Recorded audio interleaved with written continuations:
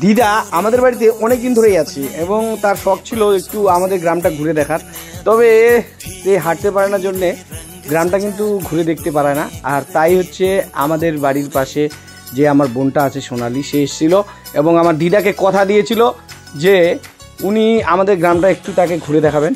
তার জন্যে, তার স্বপ্নকে পূরণ করার জন্যে সোনালি কিন্তু আমার দিদাকে নিয়ে আমাদের গোটা গ্রামটা একটু ঘুরলেন। আমার দিদাও কিন্তু খুব খুশি। আর সকলে বসে আছে এখানে, আর কিছুক্ষণ গল্প করার পরে আমরা চলে যাবো বাড়িতে। বাড়ির রাস্তাটা আমাদের খুবই খারাপ হওয়ার জন্যে আমরা আমার দিদাকে ঘুরতে নিয়ে যেতে পারি না। আর গ্রামে থাকি, বুঝতেই পারছেন, রাস্তাঘাটগুলো যদি ভালো হতো তাহলে আমরা হয়তো মাঝে মধ্যে দিদাকে নিয়ে একটু ঘুরতে বেরোতে পারতাম। তবে রাস্তাগুলো দেখুন খুবই খারাপ। এখানে একটা ড্রেন আছে, ড্রেনটাকে কীভাবে উঁচু করে নিয়ে আসতে হচ্ছে, তো খুবই একটা কষ্টকর ব্যাপার।